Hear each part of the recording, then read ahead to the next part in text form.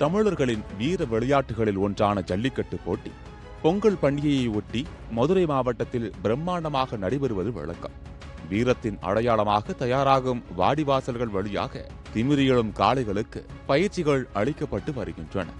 மதுரை மாவட்டங்களில் நடைபெறும் உலக புகழ்பெற்ற ஜல்லிக்கட்டு போட்டிகளில் பங்கேற்பதற்காக மதுரை மாவட்டம் மேலூர் மற்றும் சிவகங்கை பகுதிகளிலிருந்து ஏராளமான காளைகள் அதிக அளவு பங்கேற்க செல்கின்றன.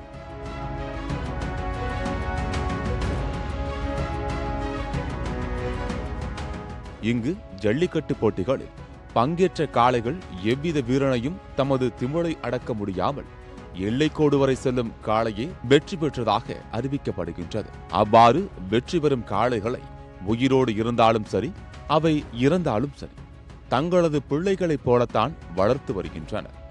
காலை எழுந்தவுடன் பருத்திக்கொட்டை புண்ணாக்கு, கடலை மிட்டாய், வாழைப்பழம் மற்றும் தீவனங்கள் நாள்தோறும் அதிகப்படியாக கொடுத்து வளர்க்கப்படுகின்றது.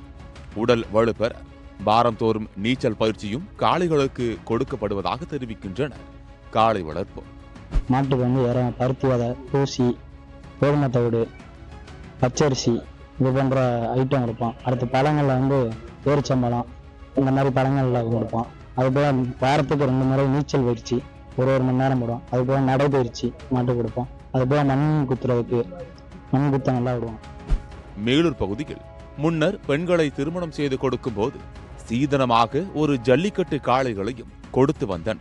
அந்த காளையை தனது கணவர் வீட்டில் வைத்து வளர்த்து அக்கம் பக்கத்தில் உள்ள ஊர்களில் நடைபெறும் ஜல்லிக்கட்டு போட்டிகளில் பங்கேற்று தன் பெற்றோரை விட இக்காளைகள் அதிக அளவு கட்டில், மெத்தை, பீரோ, நாற்காலி என பரிசுகளை வாரி குவித்துள்ளதாக பெண்கள் பெருமை கொள்கின்றனர்.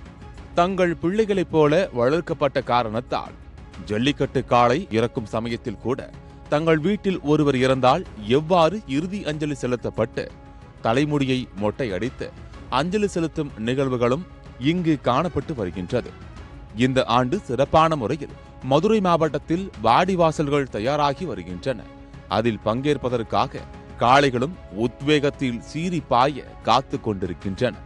இவற்றை அடக்கி பரிசும் வெற்றி வாகை சூடவும் மாடுபிடி வீரர்களும் ஆவலுடன் காத்திருக்கின்றனர். மஞ்சட்டு டோக்கன் கிடைக்கிறது எங்களுக்கு ரொம்ப அரசா இருக்குது. அவனியாபுரம், பாலமேடு, அலங்காநல்லூர் இந்த மாதிரி போன்ற மஞ்சட்டுக்கெல்லாம் எங்களுக்கு டோக்கன் கிடைக்க ரொம்ப ரசா இருக்குது. கொஞ்சம் பார்த்து இந்த கலெக்டர் உத்தரவோடு எங்களுக்கு கிடைக்கணும்.